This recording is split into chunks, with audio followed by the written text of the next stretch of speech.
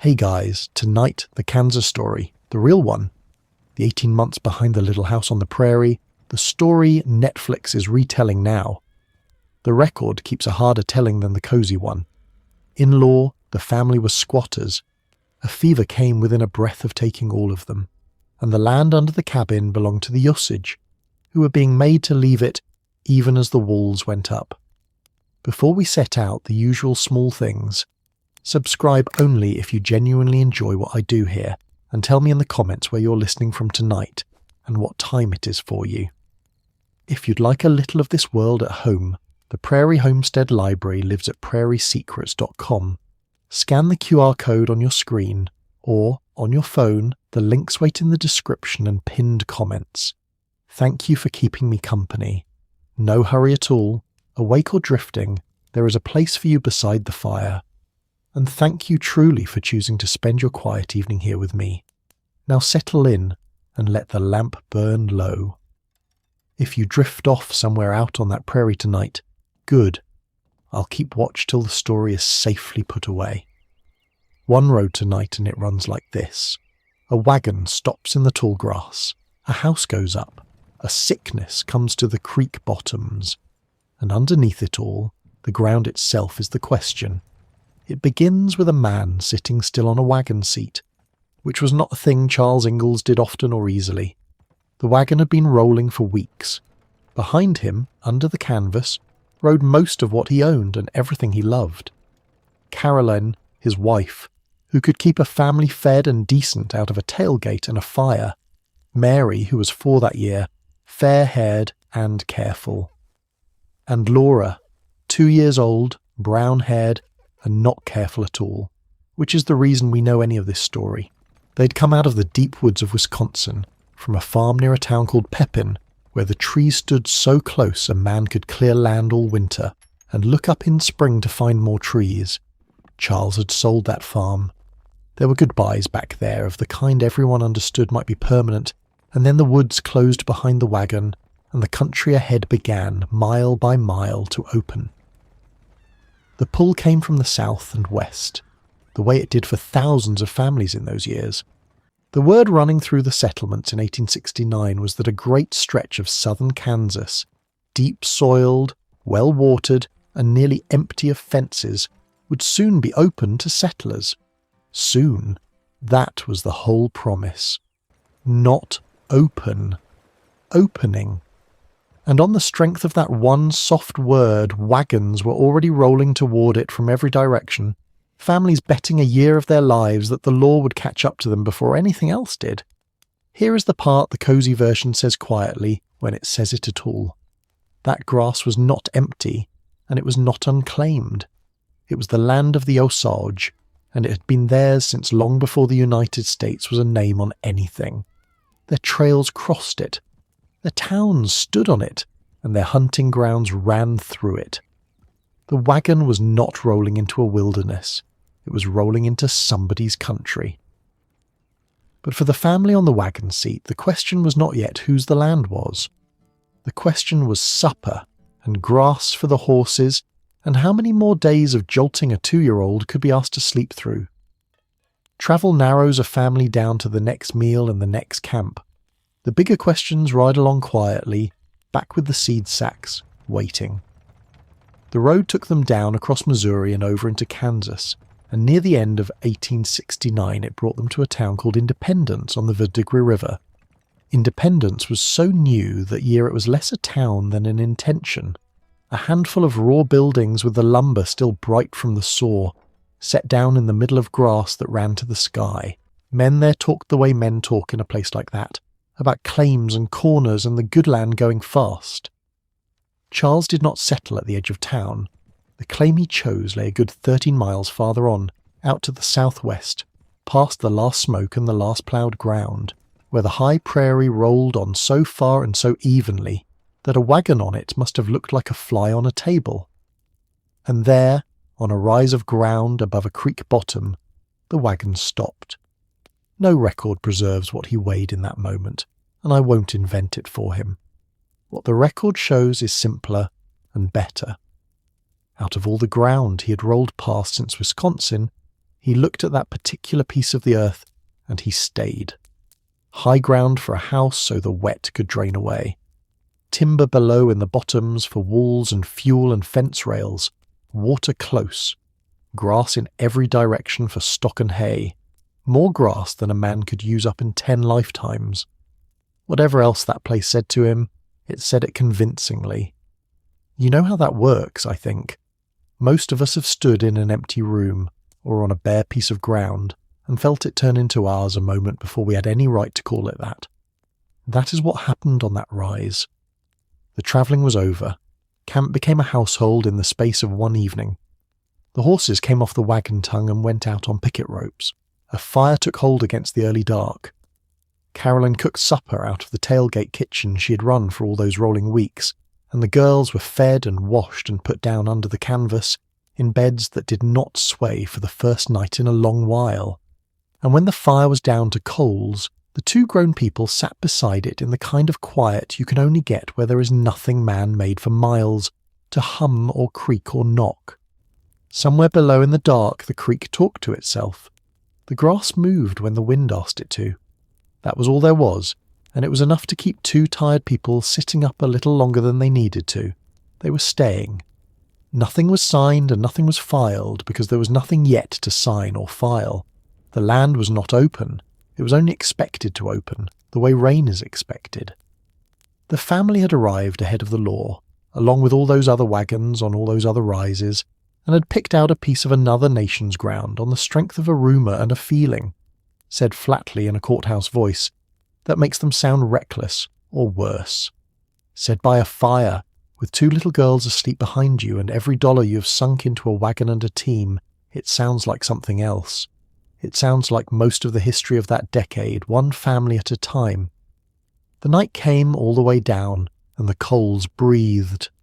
When Charles finally banked the fire, he was not banking a traveller's fire anymore. He was banking the fire of a man who meant to be standing on that same rise when the grass turned green again.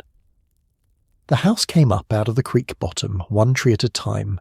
There was no lumberyard to send to, so the walls of the little house began as standing timber down along the creek, oak and walnut and cottonwood, whatever grew straight enough to be useful. Charles felled the trees with an axe, limbed them, cut them to length, and hauled them up the rise behind the team, log after log, day after day. It is slow arithmetic, building a house that way. A tree is heavy. A wall wants many trees, and a house wants 4 walls, and the axe does not care how soon the weather turns. When there were logs enough, the raising began, and the raising took both of them. Laura, setting it all down a lifetime later, kept the picture of her mother and father lifting those walls together, log by log, Caroline at one end and Charles at the other, walking each course up a slope of lind-skid poles, because no two people can deadlift a green log to shoulder height. Each log was notched near the end, so the corners locked together, every course laid crosswise over the one below, the way border cabins had gone up for 100 years. Hardly a nail in the whole of it. Gravity and good notching did the work of hardware. Then the gaps between the logs were chinked, stuffed tight with slivers of wood and daubed over with clay carried up from the creek, until the wind, which had owned that rise for as long as there had been wind, found itself standing outside a wall. A doorway was cut and a door hung on it that Charles made himself, because out there, if a thing was going to exist, somebody on the place had to make it exist. At one end, he built the fireplace, creek stones for the firebox and hearth, and above them a chimney of sticks and clay, the standard make of that country. It drew well enough, and it warmed the whole of the little room, which was not, to be fair, very much room to warm, and one window opening faced out over the prairie. In the evenings, once there was a lamp to set on the sill, it held a small warm square of light up against all that dark. The only lit window, some nights, in more miles than you would care to walk. Then the house stopped being mostly Charles's work and became mostly Carolyn's. She had kept this family fed and clean and civilized out of a wagon bed for weeks, which is a feat the record does not dwell on because the record was written by people who never had to do it. Now she had walls, and she went to work on them the way she went at everything, quietly, thoroughly, and in an apron that never seemed to surrender. The floor was bare earth at first, swept and swept again until it packed hard and smooth as a shop floor. Charles built the furniture out of what the creek bottom offered. A bedstead in the corner laced with rope, a table, stools for the girls. Beds got ticks stuffed with prairie hay that whispered every time a sleeper turned over. The fire learned the family's hours. Cornbread came off that hearth, and salt pork out of the skillet, and coffee first thing, and by some alchemy of Caroline's that no one ever fully wrote down, meals came off a bed of coals as though there were a proper stove somewhere hiding. Laura remembered the small things best, the way small children do. And one of the things she set highest was this. When the house was done enough, Caroline unpacked from the depths of a trunk a little china shepherdess, hauled all the way from Wisconsin, wrapped against every jolt of the road, and stood it up on a bracket Charles fixed to the wall. It was the one thing in that house that did no work at all. That was the point of it. A claim has tools. A home has one beautiful, useless thing on a shelf, and a woman who made sure it arrived unbroken. Out the door, the place kept growing the way a farm grows, a stable of sorts for the horses, a garden spot marked off for spring, hay put up wild off the prairie. The days had a shape now. Work from first light, dinner at noon, work again, supper, dark. And after supper, on the good nights, out of the same wagon that had carried the flour and the axe came the fiddle. Charles tuned it by the fire and played soft, old tunes and hymns and waltzes, the girl's eyes going heavy in the firelight, Caroline mending in her chair with her needle keeping its own small time. The sound slipped out through the chinking and the one-lit window and off over the dark grass, thin and bright and human, and it fell away somewhere out there where the quiet simply outlasted it. You have felt this part yourself, even if nobody in your story ever notched a log. There is a day, and no one can ever say which one it was, when a place stops being where you are camped and becomes where you live. Nobody in the family recorded deciding it. The word just changed underneath them, not the claim anymore. Home. By the time the walls had stood through their first hard weather, the little house was tight and warm and one window wide, and it was doing the whole quiet job a house is for. Outside, the grass ran onto the skyline exactly as before. Only now there was one small human light in the middle of it, burning a few hours every evening, and then going out politely like a good neighbour when the family slept. Every drop of water in that house so far had walked up the rise in a bucket first. The creek was good water, but it was a long carry, and a household drinks and cooks and washes its way through more buckets in a day than you might think. The fix was as old as settlement itself, a well, dug by hand, close to the door, water on your own ground, under your own feet, in any weather. Now, what happened at that well comes down to us along one narrow path. Laura was 2, going on 3 that year, and a lifetime later she wrote the family's Kansas stories down, and it is her telling, and in places only her telling, that keeps them. So take this one the way the family itself would have taken most stories, with respect, and with a grain of salt held in the same hand. In Laura's telling, it went like this. Charles marked his spot near the house and started down. Digging a well by hand is patient, dangerous work. One man below with a spade, filling a bucket. One man above at the windlass, hauling the dirt up into daylight. For the man below, the sky shrinks to a bright coin. The walls sweat and cool as he passes through them, and everything he trusts in the world comes down to a rope. He did not dig alone. A neighbour had taken a claim along the same creek, a settled, practical man named Scott, and the 2 of them shared the well work, one below and one above, turn and turn about day after day, deeper and deeper. And they kept one rule at the mouth of that well, and the rule was a candle.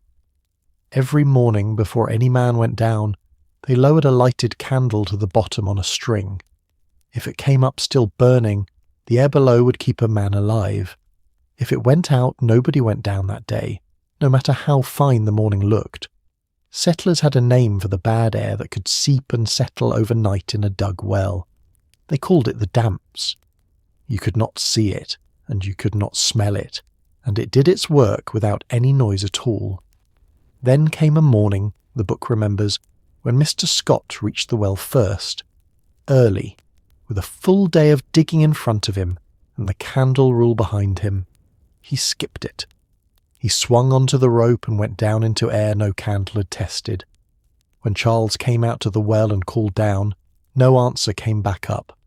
His neighbour and friend was lying folded and silent at the bottom of the hole the two of them had dug together, and the same air that had dropped him was down there waiting, invisible, patient, exactly where it had been all night. Charles went down anyway, down the same rope, into the same air, holding what breath he could. He got a loop of rope around Scott, made it fast, and gave the signal, and with hauling from above and shoving from below, the man rose up out of the earth into the daylight. Then Charles came up the rope behind him, hand over hand, lungs pounding, into the finest morning air anybody ever breathed. Scott came around slowly, laid out on the grass beside the well that had so nearly kept him. In Laura's telling, he was sheepish about that candle ever afterward, and it is easy to believe. From that morning on, the candle went down the well every single day, no matter who was in a hurry, and it went down first. The well got finished.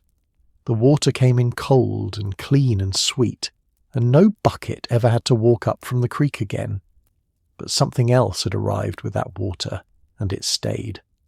Until that morning, the dangers out there had been the kind a person could see coming.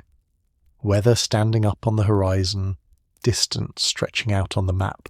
Now the family knew what the older hands already knew. Out on that beautiful prairie, the ground itself could hold its breath. A man could go down a hole on a sweet blue morning in the middle of an ordinary chore and simply not come back up. Confidence is what settlers arrived with. Respect is what the prairie charged them, and it collected early. Summer was coming on by then, and summer out there had a geography of its own. Up on the rise the air moved all day, and the nights rinsed the heat away. Down in the creek bottoms it was another country, the air hanging still and warm and heavy over the slow water long after the upland had cooled. Nobody on the claim had any reason yet to give that difference a thought. For now it was only weather. The evenings closed the days the way evenings on a claim do. Stock watered from their own well now. Supper and the lamp lit, and two girls asleep almost before the wick was trimmed low. Charles and Caroline had a snug house they had raised with their 4 hands, sweet water under their own ground, and grass to the edge of the world. All of it theirs. That was the word they would have used anyway, and by every rule they had been raised under, it even felt true. The night after the well was finished, the small light in the window burned a while longer than usual, and then it went out, and the prairie lay all around the little house, holding the biggest quiet in the world. That word theirs is the one we have to slow down and hold up to the light, because it is the word the whole story turns on. Nothing had been signed, and there was a reason nothing had been signed. The land was not the government's to hand out, not yet, and it had never been empty ground waiting for a name. It already had one. On the maps of the day it was written down as the Osage Diminished Reserve, and every word of that name carries its weight. Reserve, because it was land held by the Osage Nation. Diminished, because it was already the smaller piece left to them after bargain had pared their country down and down again. There had been a time when the Osage held an enormous stretch of the middle of the continent, a homeland that ran across what would later be carved up into Missouri and Arkansas and Kansas and more. Session by session, Agreement by agreement, that homeland had been signed away, each new bargain leaving them a narrower strip than the one before, until what remained was this reserve in southern Kansas. The rise where the little house now stood, the creek down in the bottoms, the grass running out past seeing, all of it sat on a corner of that last remnant, the ground left to a people who had been made to give ground for the better part of 100 years.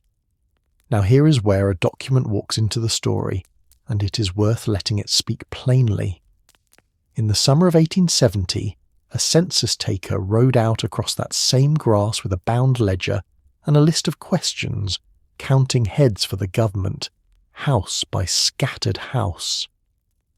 When the tally for the Osage lands was added up, it came to 7,613. That is the number of settlers, non-Indians, living on the reserve that year. 7,613 people, a small country's worth of strangers, camped and ploughing and raising cabins on ground not one of them held any legal right to. Sit with that figure a moment, because it is the government's own count, in the government's own hand, admitting the thing plainly. This same authority that had not yet opened the land had sent a man out to write down, name by name, the thousands of people already living on it as though it were open. The Ingalls were a handful of that number, not the worst of them and not the best. Just one more family, on one more rise, believing one more rumour. I want to be fair to them, because being fair is the only way this story stays honest. They did not think of themselves as taking anything.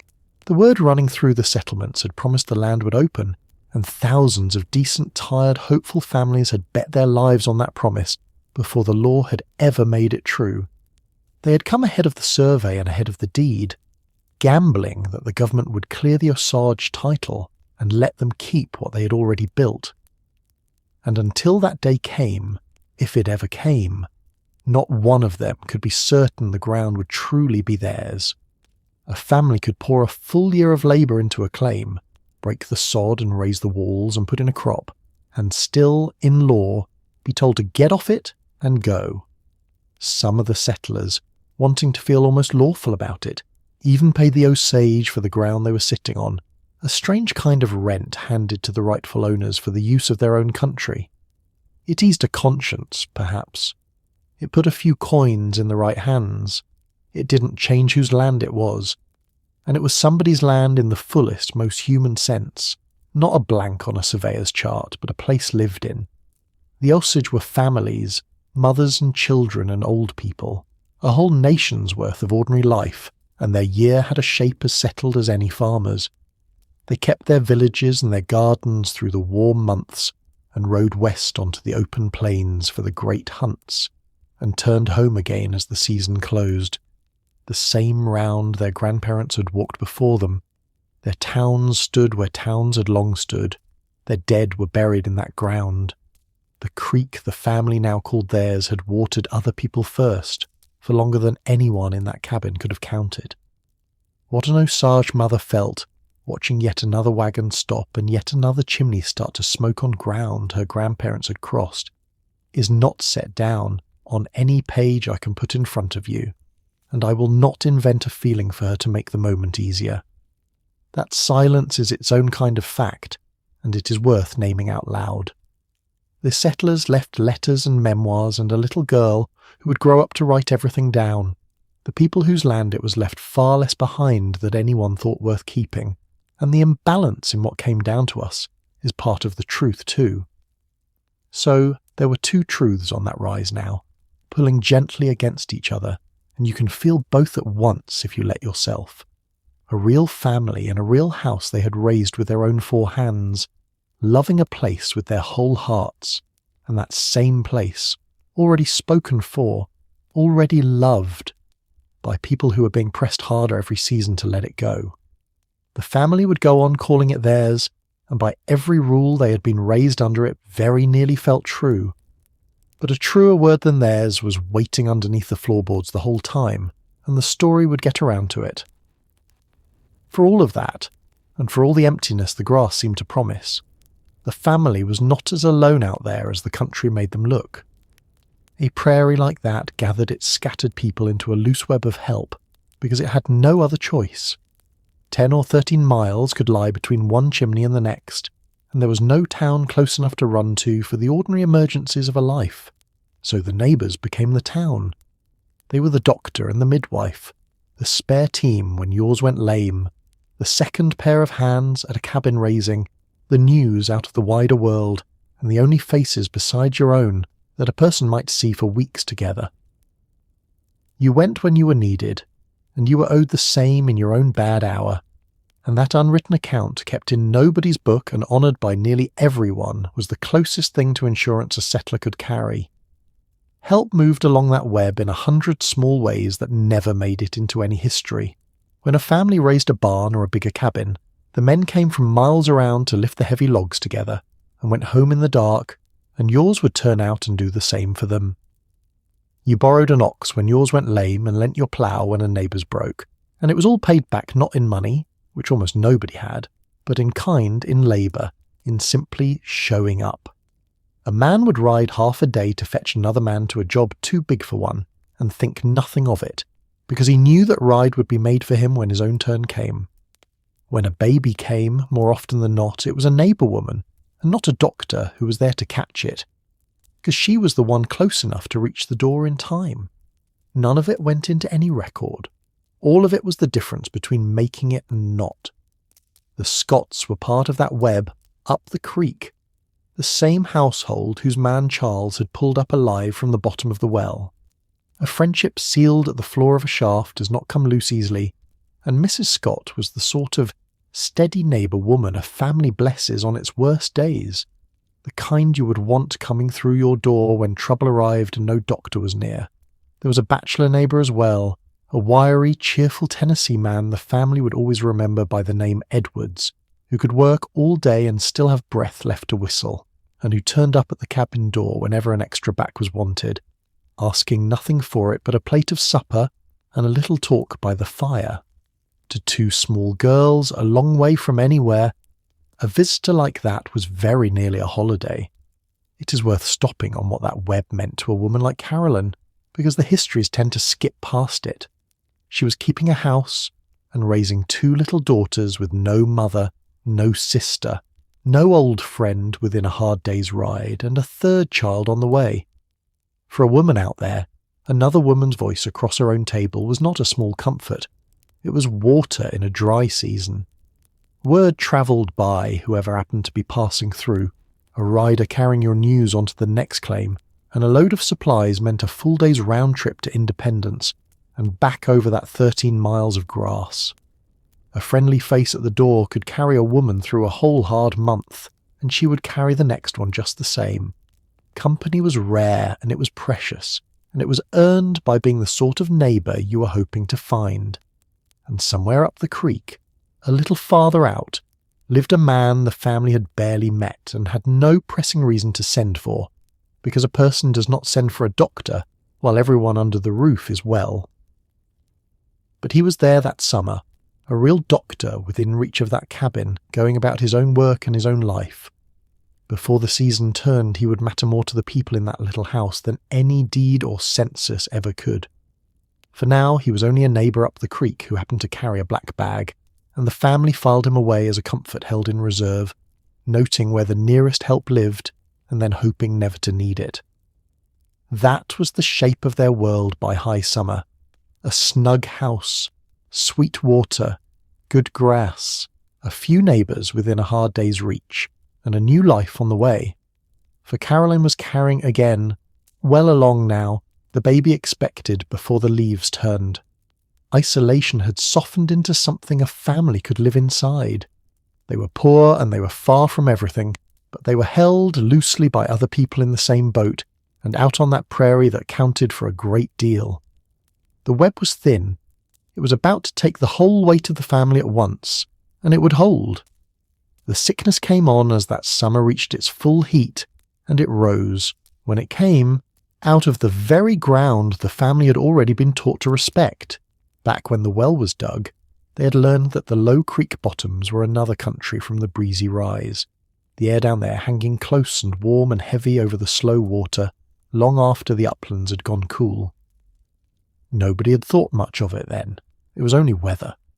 But it was in exactly that kind of hot, wet, low-lying bottomland that the fever bred, and as the summer thickened, it came up off the sloughs and the standing pools and moved through the settlements like a slow tide with no sound to it at all.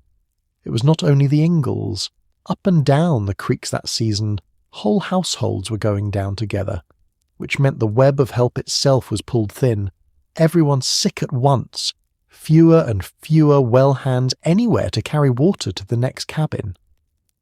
They had chosen the rise on purpose, for the high, dry ground where the wet would drain away from the door, and for a while that choice had looked like wisdom. But a family cannot live on a hilltop alone.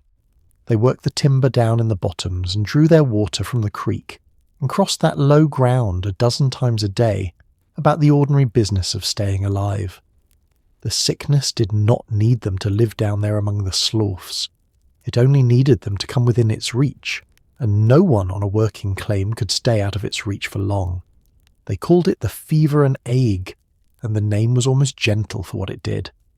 It came in waves. First a hard chill that no fire on earth could reach, teeth chattering under every quilt in the house, on the hottest afternoon of the year. Then the fever swinging the other way, burning and wringing the body out, and a bone-deep ache that left a grown person as weak as a small child.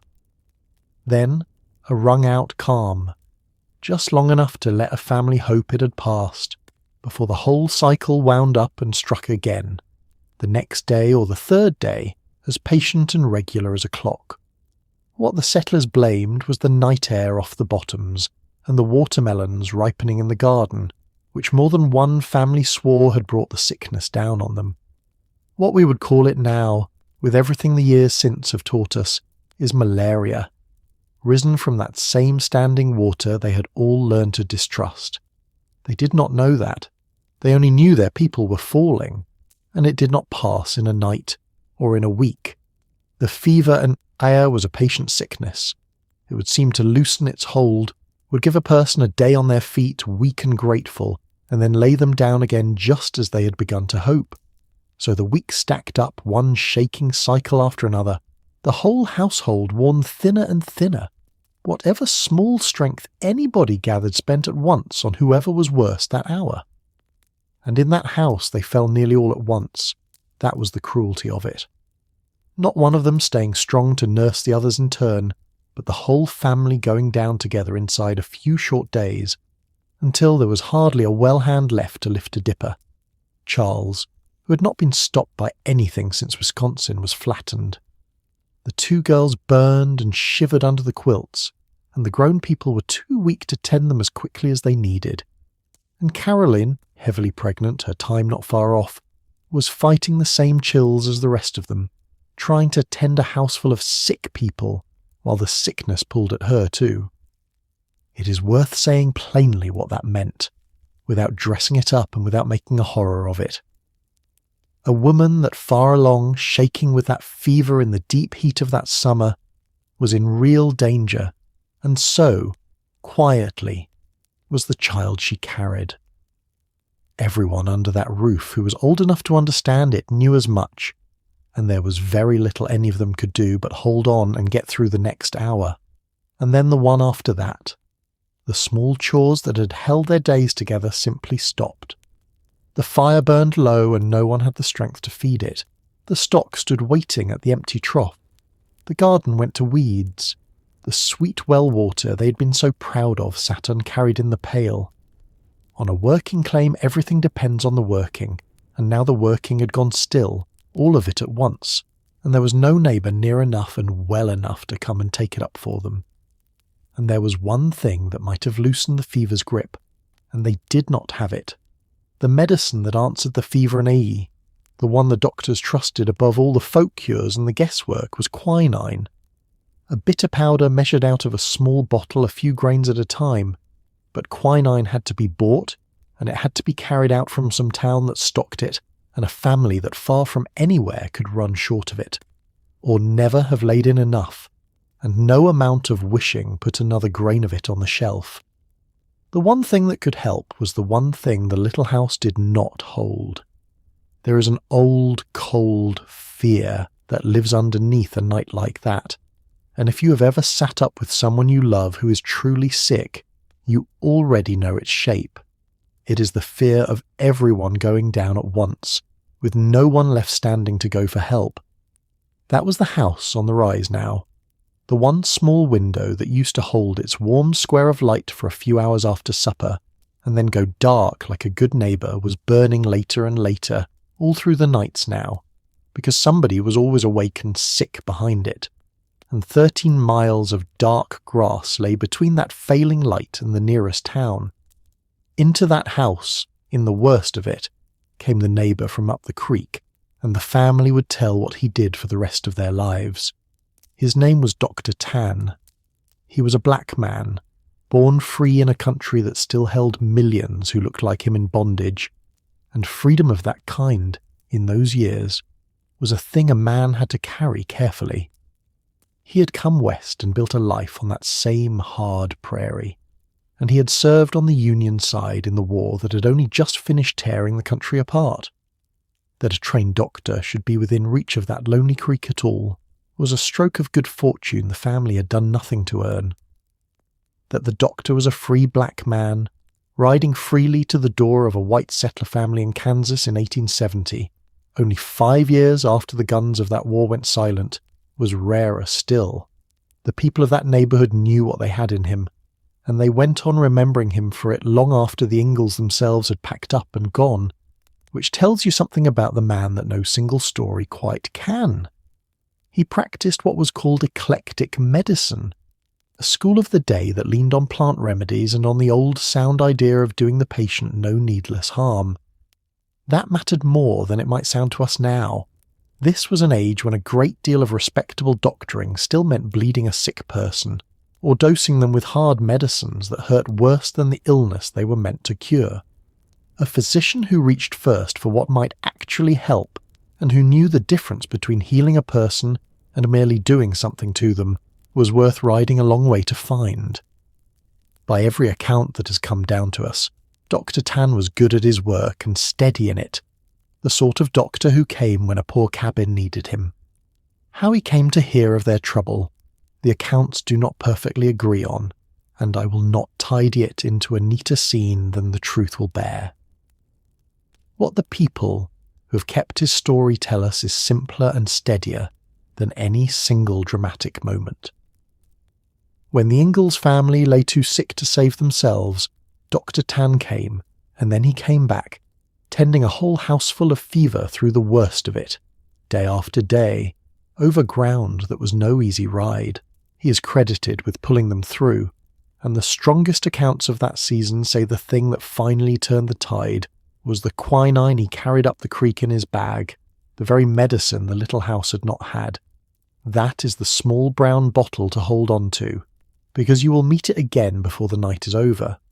Quinine was no folk charm and no lucky guess.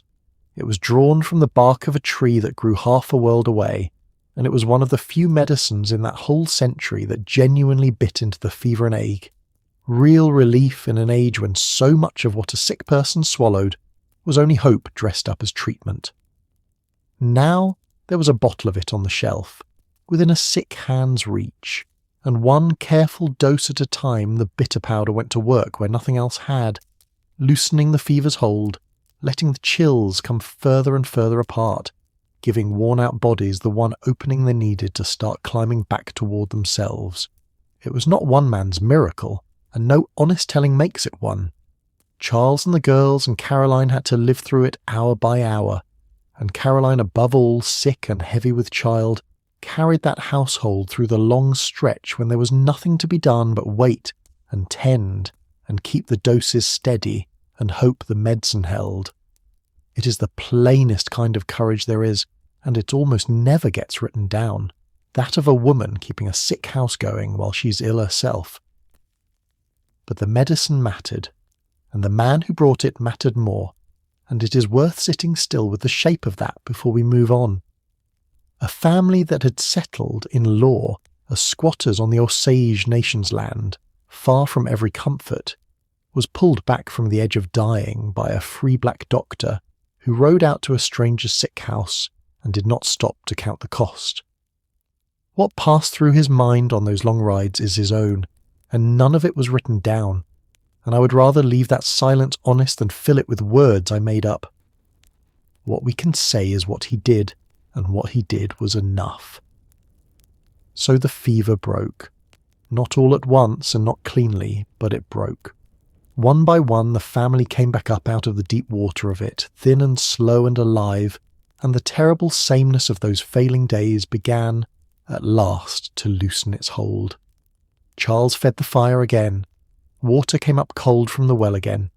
The stock got tended, and the garden cleared, and all the small work of a claim that had gone still came slowly back to life, under hands that were weak but willing.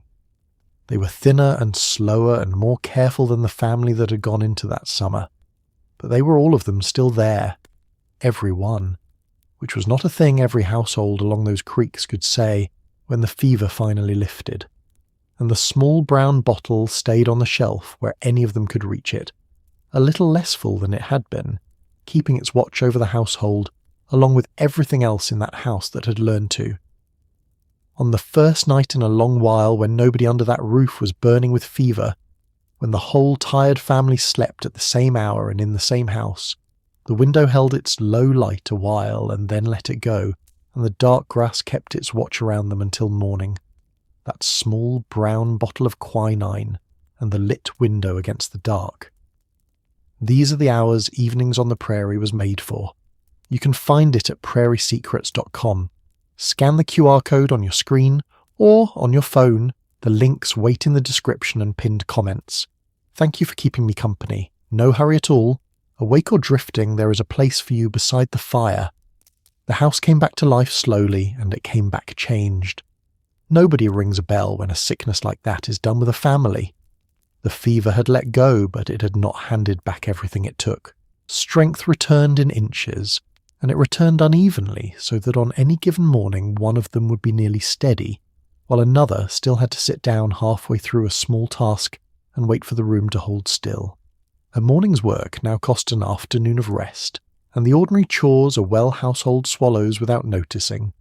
The water and the wood and the stock and the wash stood twice as tall in front of hands that trembled a little by evening.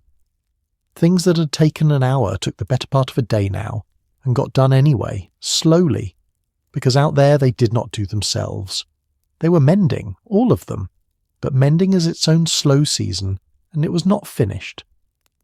And into that thin, careful convalescence came the one appointment on that claim that would not wait for anyone's strength to come back.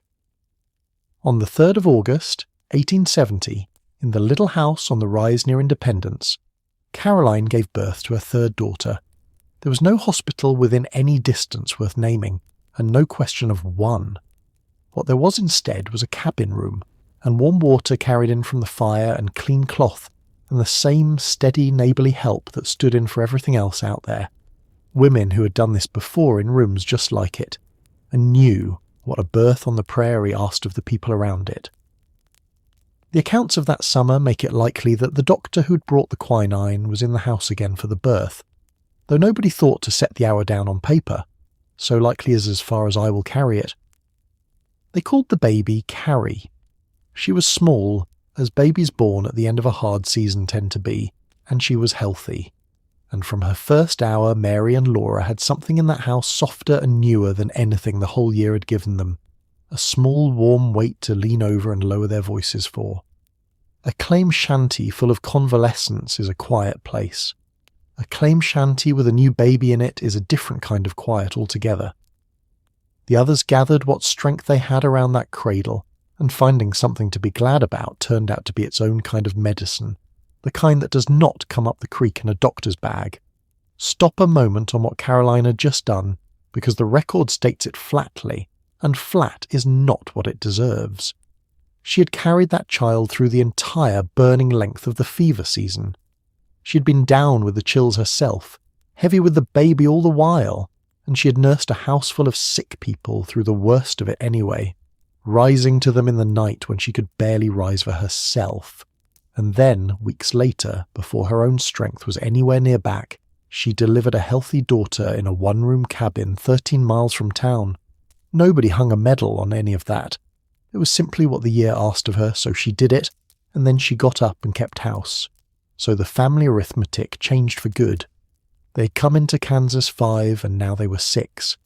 If you have ever stood over a new baby in a house that has only just come through something, you know the particular quiet that settles then, the kind with weight in it, everyone breathing a little more carefully as though good luck were a light sleeper. And it is right there, over that cradle, that this story quietly turns over and shows its other face. Because look at what their survival was made of, strand by strand. They had been nursed back to life on the Osage Nation's ground. The medicine that loosened the fever's grip had come up the creek in a neighbour's bag, not out of anything they owned. And now the newest of them, the first Ingalls ever born in Kansas, had drawn her first breath on the Diminished reserve, on land her family held no right to under any law then written. Nearly everything their living stood on was borrowed, the ground under the bed she was born in included, and most of it was borrowed from people who had never been asked. That is the turn the middle of this story makes, and it makes it softly.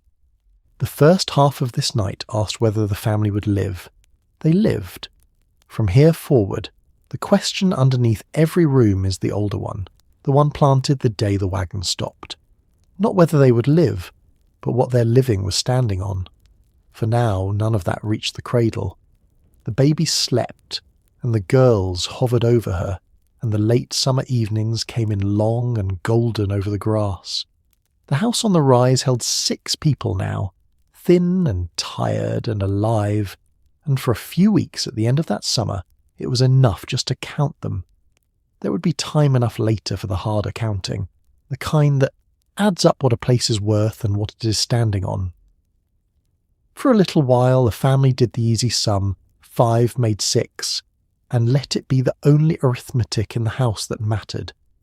And while Carrie slept her first weeks away on the rise, the question under the floorboards was being answered, far from that cabin, in rooms her family would never see. It had been coming all year. You could hear it, if you knew what to listen for, inside the very rumour that had brought the wagons in the first place. Because a rumour that land is about to open is really a prediction that somebody is about to lose it. By that summer, the pressure had arithmetic behind it. The census had already counted the strangers on the reserve by the 7,613 of them, and every month the trails brought more. The government in Washington wanted the Osage title cleared. The settlers wanted deeds, and the Osage were left holding the last corner of their country while that country filled up around them. So in that same year of 1870, the year the fever burned through the Creek settlements, Osage leaders sat down in council with commissioners of the United States, and out of that council came the agreement history remembers as the Drum Creek Treaty. The paper itself survives, and under all its formal language it says one thing. The Osage would sell the Diminished reserve, the last of their Kansas land, and remove south into the Indian Territory, the country that would one day be called Oklahoma. I want to be careful with the word agreement, because it is doing quiet work in that sentence. The signatures were real. The leaders who signed were real men, responsible for the lives of a whole people, making the best decision that had been left to them.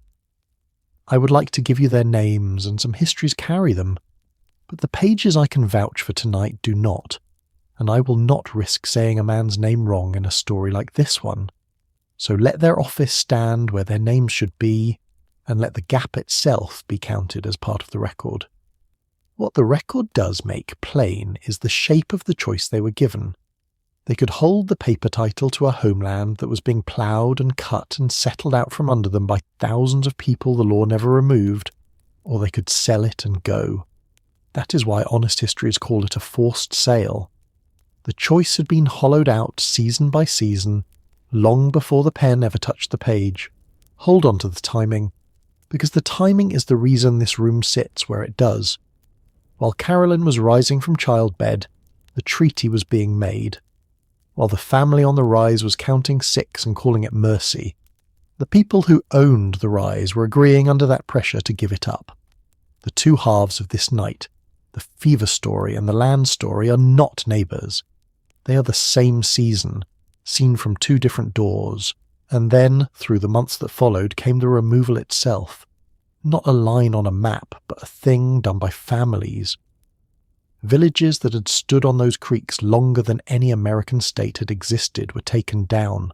Lodge by lodge, the frames that had held through winters past pulled apart by the same hands that had raised them. Gardens went unplanted. The old people, the babies, the horses, the whole moving weight of a nation's ordinary life turned south toward the Indian Territory, down roads that had never been meant to carry a country. And the graves stayed. That is the part I would ask you to keep. Everything else could be carried, and was. The dead stayed in Kansas, in ground that was about to belong, in law at last, to other people. And there would be no coming back to tend them.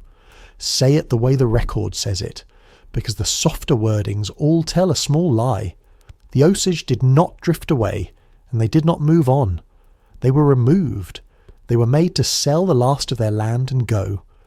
And the family in the little house, and every family like them, was part of the pressure that made it so. Not by malice, and hardly ever by a raised hand. It was done with cabins and ploughs and rumours and censuses, 7,000 ordinary hopes stacked up into one extraordinary taking.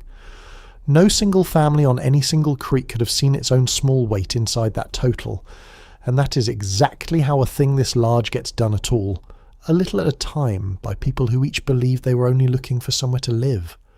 Word of the treaty ran up the creeks that fall the way good news runs, because to the settlements, that is what it was.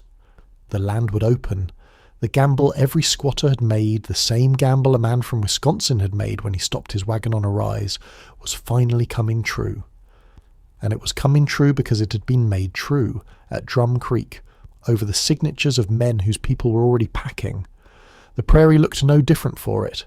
The creek ran, the grass turned with the season, the hawks hung over the bottoms the same as ever. But if you had stood on that rise in the late fall of 1870 and looked out at all that emptiness, you would have been looking at two things at once, a family's whole future and another people's leaving. One of them was arriving and settling in for good, and the other was being folded up and walked south, and the same grass held both, and it never said a word. Winter came down on that changed country, and the little house found out it was not done being tested. Now, most of what can be known about that winter on the rise comes through the book Laura wrote about it some 60 years later. So the 2 nights I am going to give you are hers, a grown woman's memory of having been a very small girl in that house, and I will tell them the way the book tells them, without pretending that any other record stands behind them. In Laura's telling, there was a night that belonged to the wolves. Charles was riding home across the open prairie late, when he found himself moving inside a great loose pack of them, more wolves than a man would ever care to count from the middle of the pack. They were fed and easy and running an errand of their own, and they let the horse walk on among them as one more travelling thing. The horse wanted to run, the book remembers, and the wisest thing and the hardest thing were the same thing, which was to hold it to a walk and give the pack no reason to take an interest in him. Charles, with miles of dark grass still ahead of him, did the only wise thing there was to do, which was nothing. He rode on quietly, and in time the pack poured away into the dark, and he came home with his heart going hard against his ribs. And that same night, the book remembers, the pack found the house. The family woke to them in the yard, a ring of long voices around the cabin walls, close enough to hear the breath underneath the howling. Charles stood at the window with his rifle across his arm, in Laura's telling not to fire, only to be standing there, so that if anything came, a man would be between it and the children. The horses shifted and stamped in the stable, and the family lay still and listened while that wild sound poured over the roof, and the thin log walls that had felt like shelter all year felt suddenly like exactly what they were, a few inches of timber between the warm and the wild. Nothing came to any harm. Toward morning the voices thinned and moved off down the creek, and the prairie took its silence back. But nobody in that house fell asleep quickly. and anyone who has ever lain awake listening to a sound that owes them nothing will not need the feeling explained. Morning came, as it does, and the pot went on the fire, and the night before began turning into a story even before the breakfast was cleared, which is how a family digest a fright it has lived through. The other night belonged to fire, and it started inside the safest thing they had. The chimney was built of logs faced with clay, the build a man uses when he has timber and no bricks, and one hard winter day the fire found its way into the wood of the chimney itself. In the book's remembering, it went quickly. Flame ran up inside the chimney wall and Caroline fought it, beating the burning pieces down onto the hearth while the wind fed the top of it. And for a few long minutes the question on the table was the whole house, the roof over 3 small girls and a new baby, all of it timber and all of it dry. A burning length of wood rolled out onto the floor near where the girls sat with the baby, and it was Caroline's quickness and small hands moving fast that kept a bad afternoon from becoming the end of everything. She did not stop to be afraid until it was over, the book remembers, which is the order a mother tends to do her fear in. The fire was beaten. The chimney was mended. The house stood. 2 nights, then, out of 1 remembered winter, and you can see why the book kept them. They are the Prairie stating its terms one more time. A survived year does not retire a single one of the dangers in it. The family had come through the fever, and the well had given its man back, and none of that bought them 1 inch of safety against the next thing. Out there, safety was never a condition you arrived at. It was a balance, held hand over hand, night by night. You did not win it once and keep it. You earned it again after dark and again the next dark, and the earning was most of the life. That is not a grim way to live, whatever it sounds like from a warm room a long time later. It is only an honest one, and honest was the only kind of living the Prairie ever sold. And still, notice where both of those nights end. They end with the family whole, inside walls Charles had raised and chinked tight. Around a hearth Caroline would not surrender, not to the fire that came out of it, and not to the cold that leaned on it from outside. The fragility was real, and so was the holding. 2 people who had already been to the edge of losing everything that summer stood in the door of that winter and held the line again quietly. The way they held everything else. The little house was doing the one thing a house is for. But if you knew that year only by its dangers, you would not really know it at all, and you would not understand a single thing the family did afterward. Because in among everything this night has carried, the fever and the treaty and the wolves, that little house was busy being a happy home. That is the part the famous books were made from, and the famous books did not invent it. The good days were real, and there were far more of them than the other kind. So many more that if you could have set them against the hard ones would have looked like the exceptions they actually were. They were the sort of good that makes no history, and photographs as nothing at all, which is exactly the sort a family actually lives on. This was a whole long stretch of exactly those days, and the family was rich in them without once stopping to count the wealth. That is what most good years are in the end, a great many uncounted days. There was the fiddle again. It had waited out the fever season silent in its box, and now, in the evenings, it came back out. When the day's work was done, Charles would play by the firelight, and the music went out through the chinked walls into all that dark and empty grass, hymns and waltzes and quick bright reels, with nobody but his own family and the stars to dance to. The girls knew the tunes before they quite knew they were learning them, the way children take in the sound of their own house without being taught. Of everything in every house her family ever lived in, that is what Laura kept most faithfully. Whatever else the years took from her, she set her father's evening music into nearly every home she ever put on paper, and it was learned in houses like this one, at hours like this hour. The ordinary days stacked up the way ordinary days do, too small to write down and too good to lose. Carrie fattened and found her voice. The girls had the run of a world made of grass and sky, gophers and meadowlarks and the long slope down toward the creek, and they filled it the way small children fill a summer, with games nobody could remember the rules of by fall and treasures nobody else could see the worth of. Charles worked his fields ahead of the spring planting, and walked them in the evening, unhurried, in the manner of a man looking at a thing he is proud of, at furrows he had cut and a crop not yet up but coming. Caroline had a tight roof, a proven well, 2 growing daughters and a healthy baby, and a door that opened onto 40 miles of weather instead of a Wisconsin wall of trees. There were the small rituals that hold a family together and leave no record behind them. The shared plate, the mended sleeve, the story told again because a child asked for it, the door shut against the weather with everyone accounted for on the warm side of it. It was in hours like those, and not in the frightening ones, that the family was quietly deciding it belonged here. Nobody said out loud that they were happy. Happiness on a working claim mostly goes unsaid. You can see it anyway, at this distance, plain as a lit lamp. They were building the kind of days a person keeps for 60 years, and Laura did keep them. And I will tell you now, plainly and gently, the thing they did not know while they were living them, which is that these were very nearly the last of their days in that house. Knowing it does not spoil them. It does the opposite. It is the reason to sit with them a little longer. The same way you hold a good evening differently when some part of you suspects the summer is turning. So we will not hurry them out of it. They were not hurrying either, because by the turn of that year the family was not surviving Kansas anymore. They were attached to it.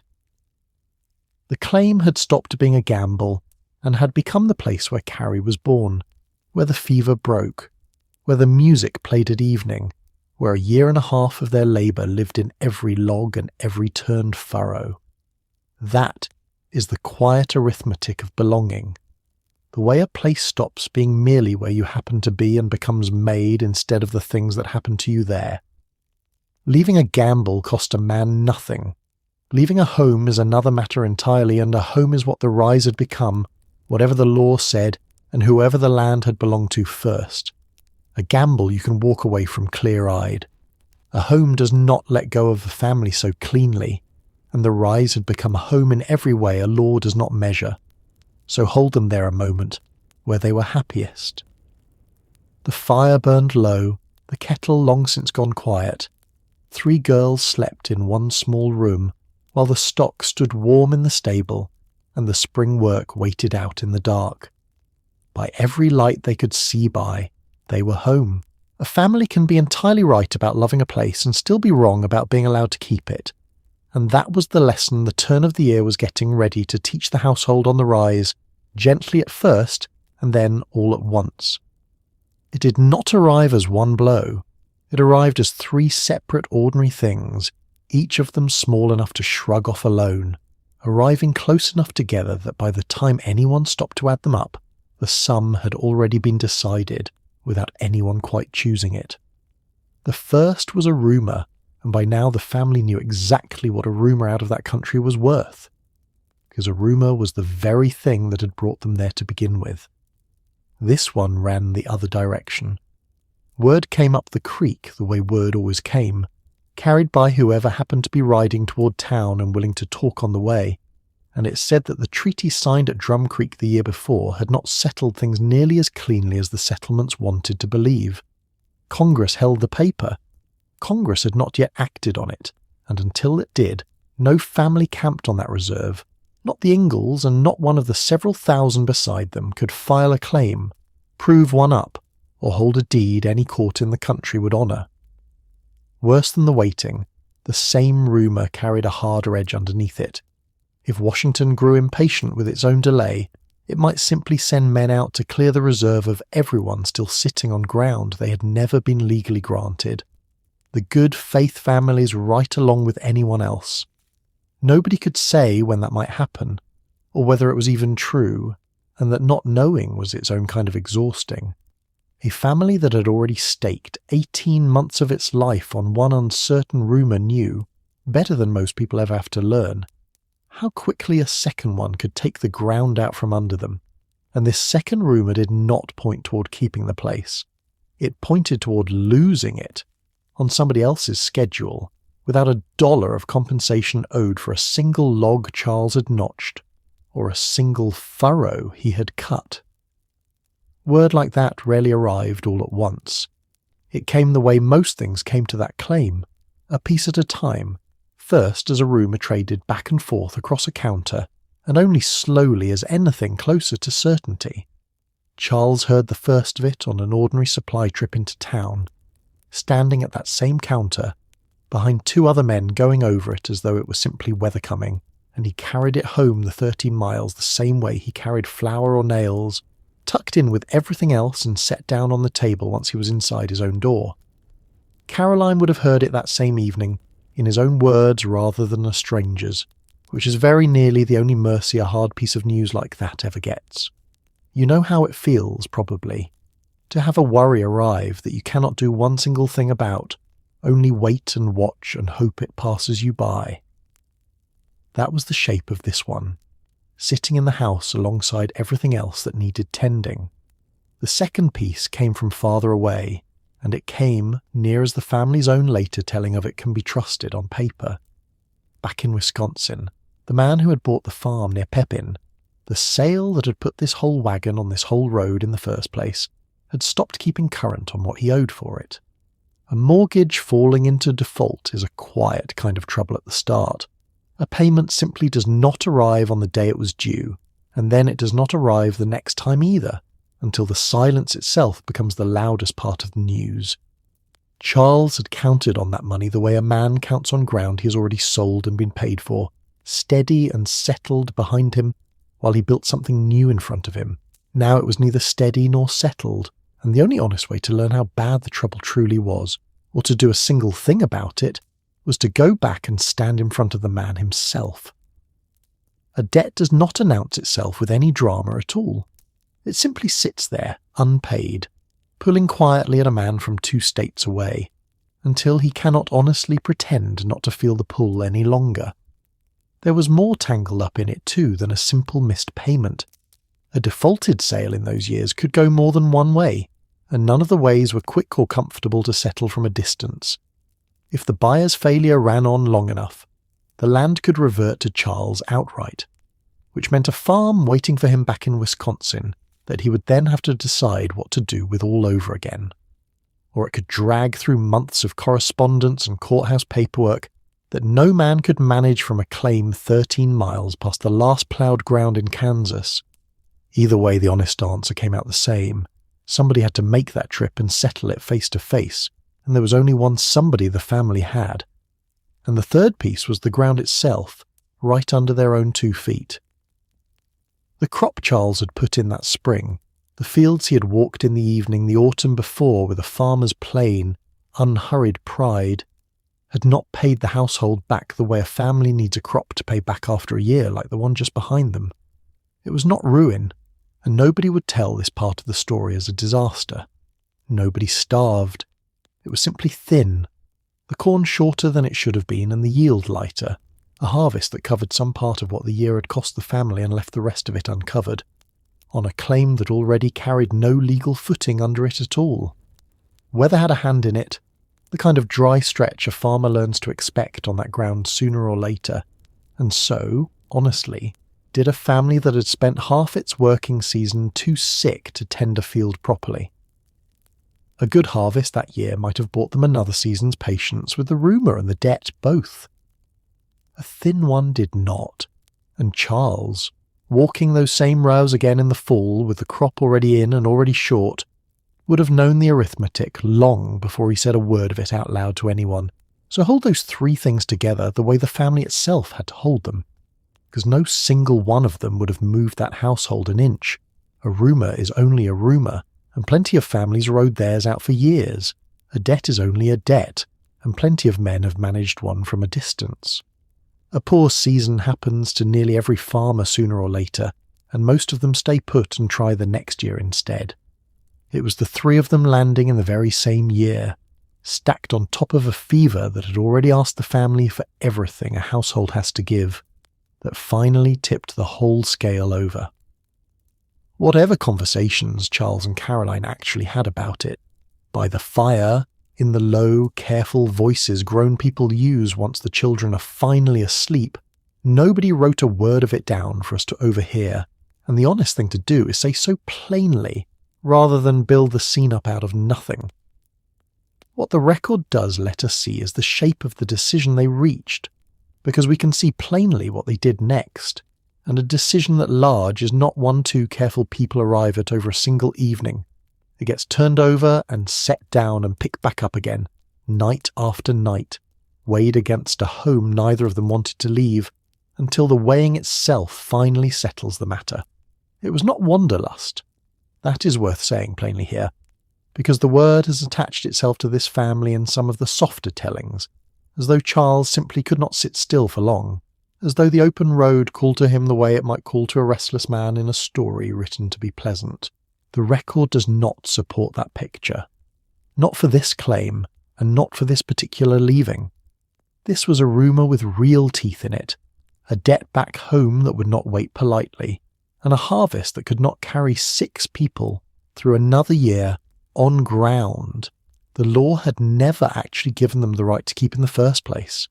3 plain, unromantic reasons, the kind that end up moving a family off a place they had genuinely come to love, whether the family ever wanted to leave it or not. Mary and Laura were too young to be told the whole of it in so many words, and no record claims they were. But children notice a house's weather long before anyone explains the forecast to them, and something in that cabin had shifted since the winter, a certain slowing down of plans that used to run forward without a second thought, fewer mentions of what the garden would look like come summer, more evenings where Charles sat later than usual with the account book open on his knee and said very little about what he found there. Whatever the girls understood of it, and it was probably more than anyone gave them credit for, they understood it the way children generally do, sideways, through the mood of a room rather than the words spoken in it.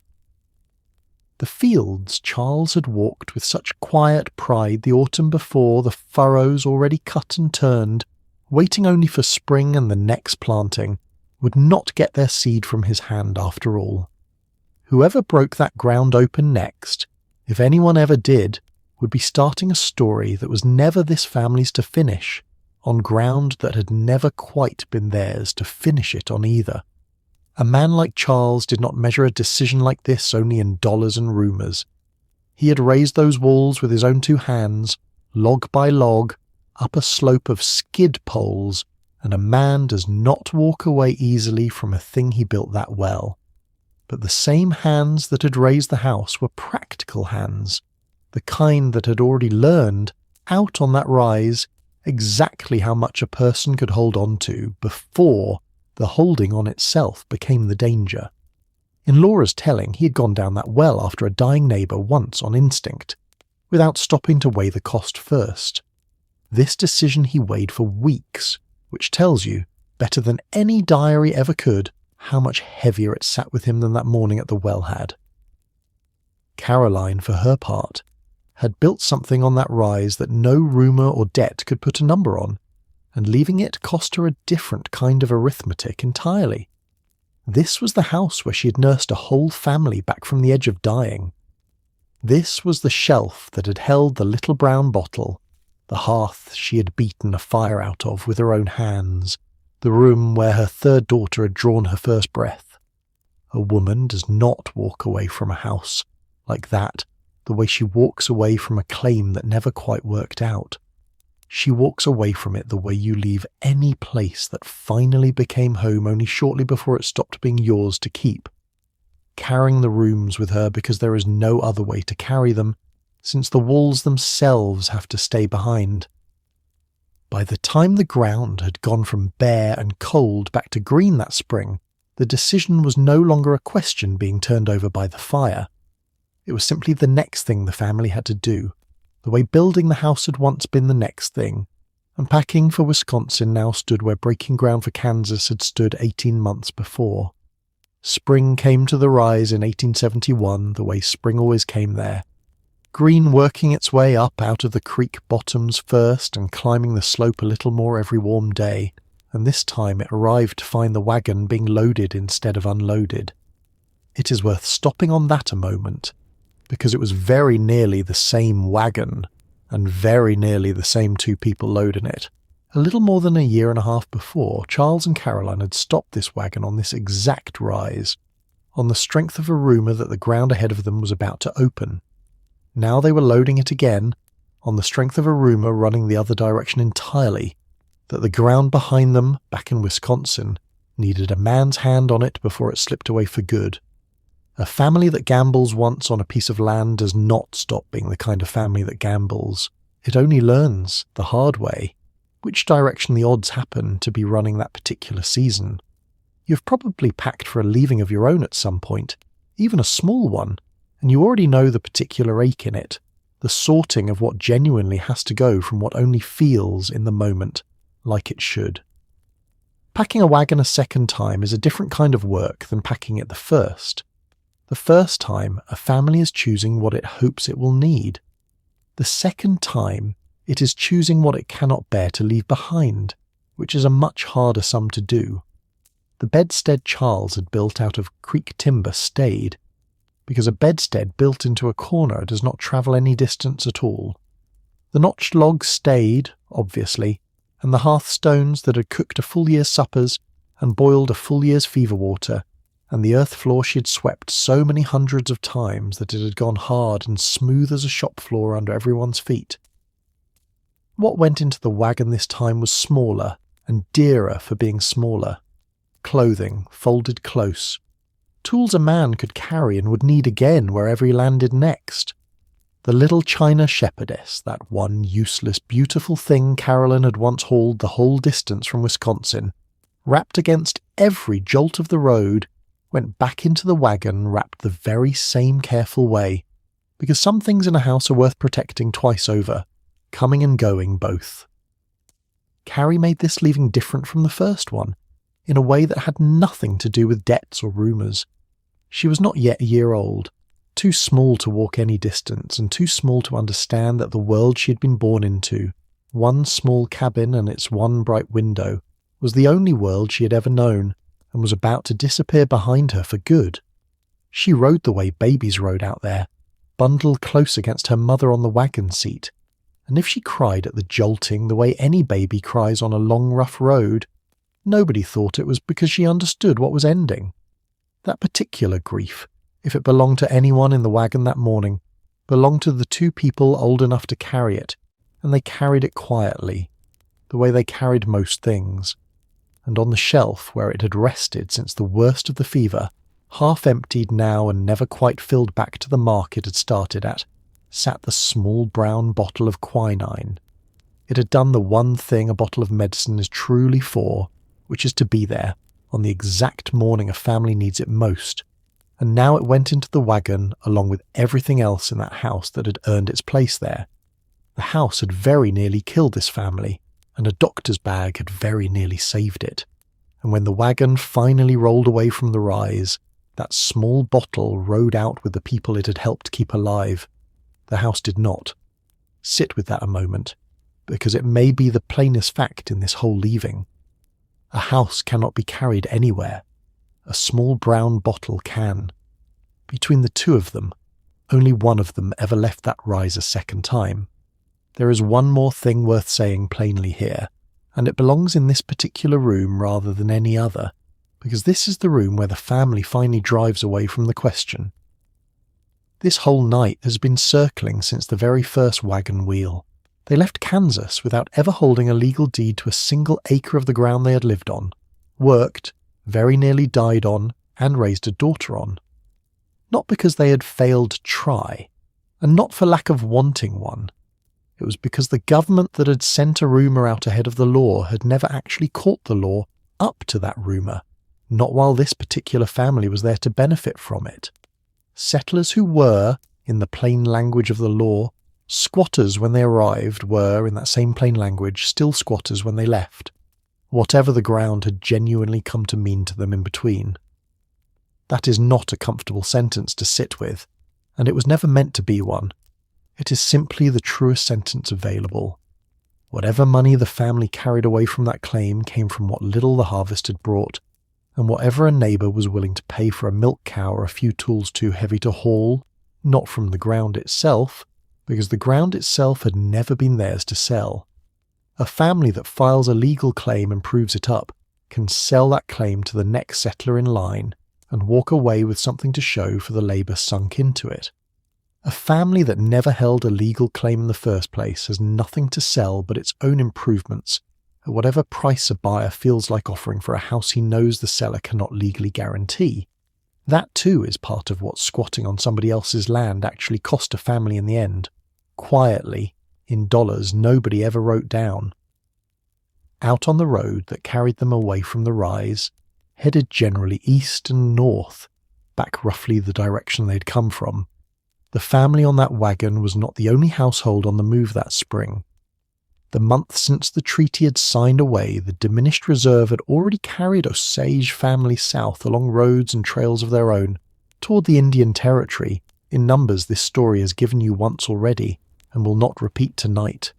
Somewhere along that same wide horizon, on any given afternoon of that same season, a rider or a line of wagons belonging to a people with a far older claim on that ground than this family had ever held was making a leaving of its own, for reasons that owed nothing to a debt or a thin harvest, and everything to a treaty signed under a pressure this family had helped create, simply by being there in the first place, one more wagon among thousands.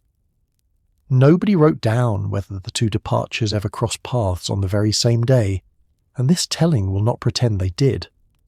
But they shared a season, and they shared a horizon, and the same tall grass closed back in quietly behind both of them, indifferent to which kind of leaving it had just witnessed. There were goodbyes to say before the wagon ever reached the road proper, and out there a goodbye tends to take most of a morning. The Scots, up the creek, the friendship sealed at the bottom of a well 2 years before, saw the family off the way neighbours did in that country, with a full visit disguised as a quick one, because nobody out there says a real goodbye standing up in a doorway. Mrs. Scott pressed something into Carolyn's hands for the road, the kind of small, practical kindness that gets no line in any history and means everything to the person receiving it. Edwards turned up too, cheerful even with a going away sitting right in front of him, whistling less than usual and staying longer than he needed to, and it was easy enough to see, without either of them saying it, that he would miss having two small girls to make laugh at his door. And somewhere among the last of those goodbyes was one for the doctor up the creek, the man whose black bag had carried the one thing the family's own shelf had lacked in the worst week of that whole year, thanked again in whatever plain, insufficient words a family finds for a debt that plain words can never really settle. On their way past it, the family stopped a moment at the well, the one Charles and Mr. Scott had dug together their first summer on the claim, the one that had very nearly taken a man's life before it ever gave the household a single bucket of sweet water. It was somebody else's well now, in every way but memory. The candle that had gone down it every single morning for 2 years without fail was already packed away in the wagon with everything else the family meant to keep, though there would be little use for a well candle wherever they landed next. Some habits get carried anyway, long after the reason for them has been left behind on a rise in Kansas. The last thing to leave the house was the family itself, and the last thing any of them did, by every account that has come down to us, was look back once at the little house standing exactly where they had raised it, only emptier now and quieter, waiting for nobody at all. The window that had held its small warm light through the best evenings and the very worst nights of that whole year went dark that morning, and this time it stayed dark, because the watching was finished, and there was no one left to do it.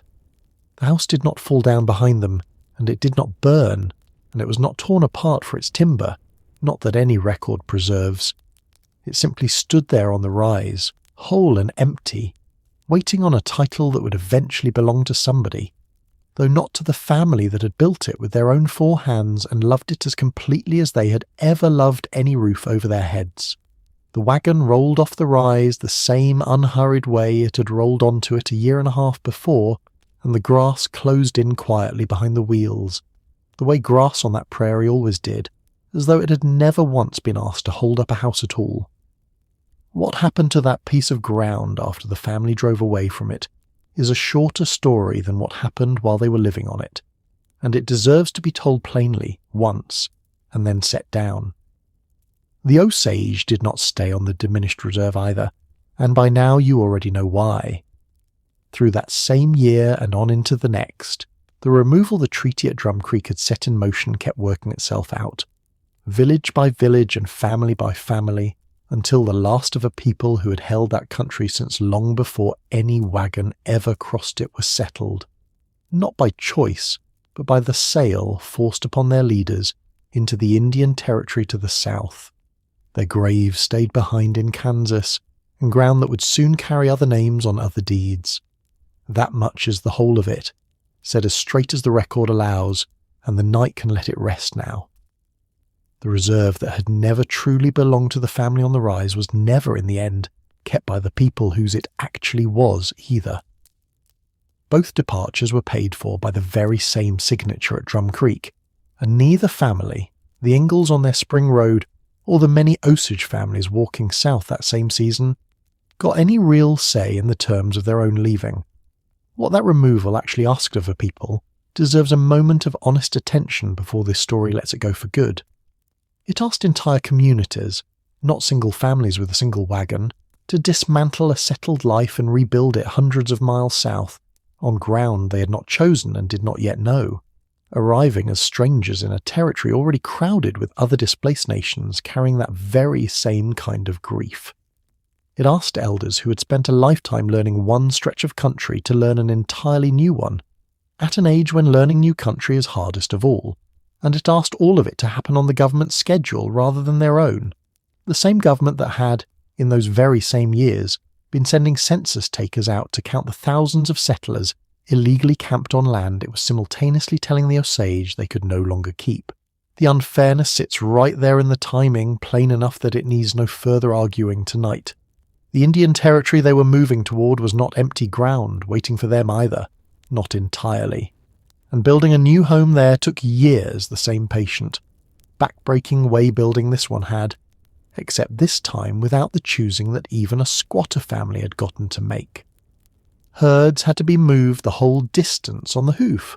Households that had kept gardens and orchards along those Kansas creeks for generations had to start over from bare, unfamiliar soil, in a place the government had assigned them, rather than a place they had picked out themselves the way Charles had once picked out his rise. It would be a hard, slow rebuilding, the kind this story does not have room to follow all the way through tonight, except to say plainly that it happened, and that it was asked of them, and that no rumour ever eased their way the way one had eased this family's. The land itself did not stay empty for long.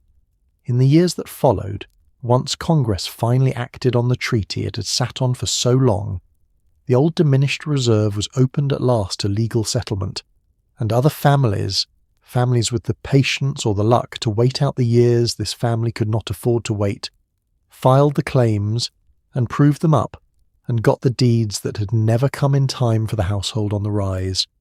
Somewhere among those later arrivals, somebody almost certainly took up the very ground the Ingalls had cleared and built on, and nearly died on, and turned the furrows Charles had cut into a legal deeded farm at last.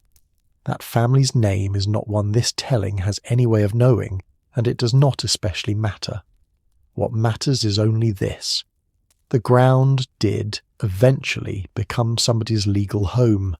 It was simply never the families whose story we have been following tonight, and it was never, in any sense, the law would recognise, the Osages again either.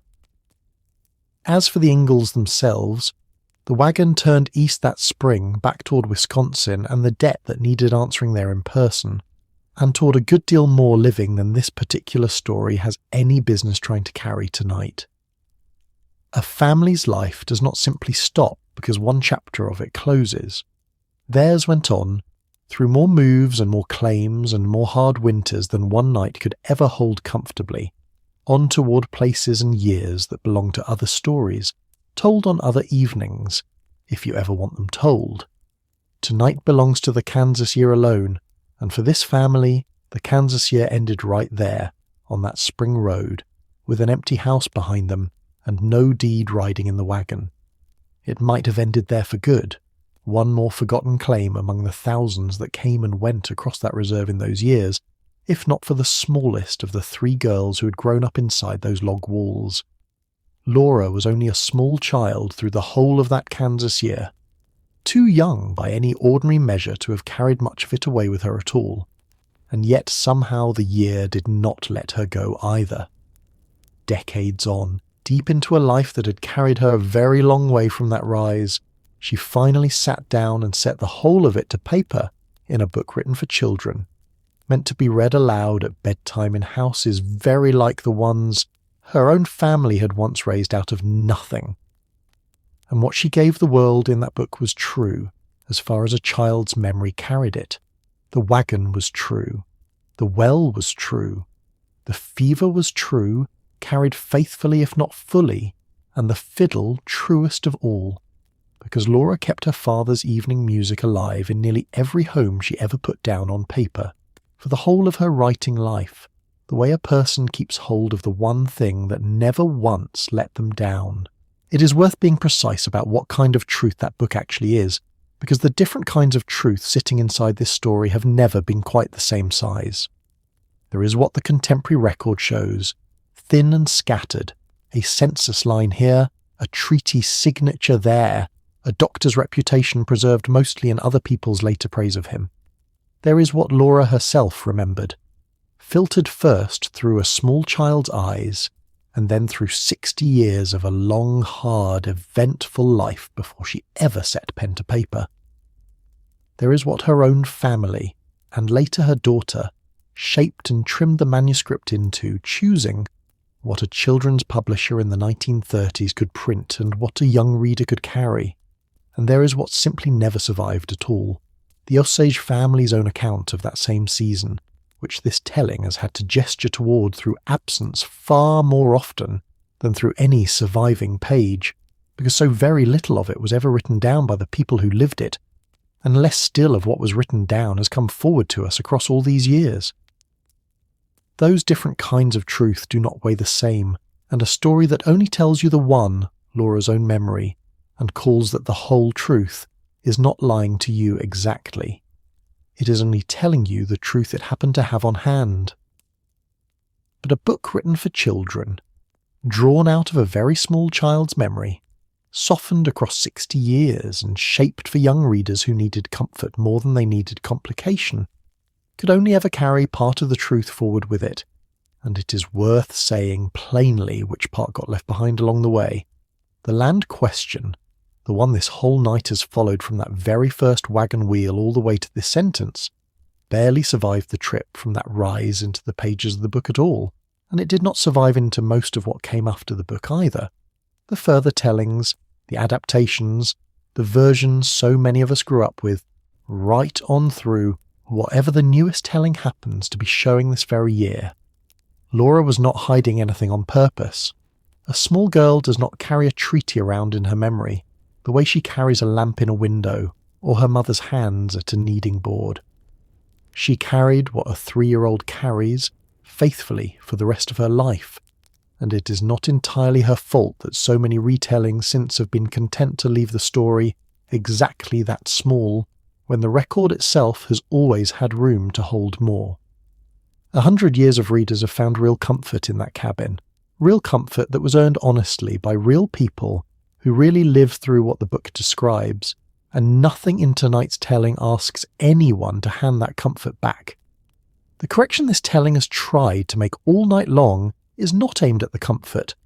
It is aimed only at the silence sitting just underneath it, the one nobody meant to create, and almost everybody has been content to leave alone, because filling a silence like that takes more than a single bedtime chapter, and most tellings never had the room or the reason to try.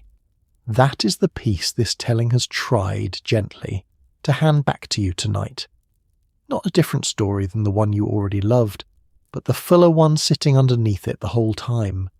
The one where the little house was every bit as real and as dear as you always believed it to be, and the ground beneath it was, in that very same season, somebody else's, taken from them while this family was still learning to love it as their own. Both things were true. They were always both true the whole 18 months through, from the first rise Charles chose to the last one he rode away from, and a story only grows large enough to hold a family properly once it finally makes room for the other family too. So let the little house stand there one last moment, the way it stood on that empty rise for however many years it took, before somebody else's hands finally came to take it down, or simply let it fall. The window is dark now, the one that used to hold its small warm square of light up against all that enormous prairie dark, the one that burned late and later, through the worst nights of that summer's fever, and then, on the morning the wagon finally rolled away, simply stopped burning at all because there was no one left inside the walls to trim the wick or need the light. And somewhere down the long road east, in a wagon that had already crossed this same stretch of country once before, the small brown bottle of quinine travelled on with the only people who had ever truly needed it, half empty still, carrying inside it the exact shape of one summer. It had helped an entire household survive. Picture the horizon the way it must have looked from that rise on almost any evening across that whole 18 months, wide and gold at the edges and never quite empty, and picture it holding, somewhere along its far line, a rider moving south that same season, one among the many the treaty at Drum Creek had set walking, bound for a country that was not the one they had been born into, carrying a grief this telling has only ever been able to gesture toward and never fully hold in its two open hands. Two families in the very same year, under the very same wide sky, each of them leaving a piece of ground they had loved, for reasons neither one of them had truly chosen for themselves. The grass closed in behind both of them the very same quiet way, and kept growing, and asked neither of them for an explanation. You are allowed to love this family. That was never actually the question this night was asking of you. You can love the little house and the fiddle by the fire, and the small brown-haired girl who grew up to carry the whole of it forward in a book that has comforted children in the dark for 100 years now, and you can, at the very same time, hold the plainer truth that the ground under all of it belonged first to somebody else, and was taken from them in the very season this family was learning to call it home. Tenderness and honesty were never truly enemies. They only look that way for a while, until somebody is finally willing to hold both of them at once, gently, the way this story has tried to hold them for you tonight. And somewhere in that same country, a free black doctor kept riding out to whoever needed him, for as long as his own years allowed it, remembered afterward by the families he had helped, the way this family remembered him, with a gratitude that outlasted every one of them. That too is a small brown bottle of a different kind, the kind of memory that keeps on curing something long after the person who carried it is gone. Caroline never went back to that rise, so far as any record says, never needed to. She had already taken the only part of it that could truly travel, the 6 of them, alive, together. Carrying a baby born on ground she had fought harder than anyone to keep her family standing on. Whatever that rise meant to the people who came after her, it had already given her the one thing she had gone there to get, which was more time with the people she loved. That much, at least, nobody ever took from her. That is, in the end, the only thing tonight's whole long telling has really been asking of you. Only that you let your heart hold the size of the actual story, which was always bigger and harder, and if you let it be, more honest than the cosy version ever had room to be. And that is where I will leave you with them, out on that quiet Kansas road, the wagon rolling on toward Wisconsin, the empty house behind it holding its own kind of silence, the whole wide country breathing the way it always did, before this family arrived and long after they were gone. Thank you truly for spending this long an evening with me, and with all of them. A story like this one asks a certain kind of listener, one willing to sit with something a little harder than a simple lullaby. And if you stayed with me all the way out here, to this last quiet mile of it, then you are exactly that kind of listener, and I'm grateful for the company you have kept me tonight. Wherever you happen to be listening from, let your own house settle in around you now, the way that little house once settled around a family who loved it completely, and still had to leave it behind when the ground under it was finally honestly accounted for. There is nothing left here for you to carry.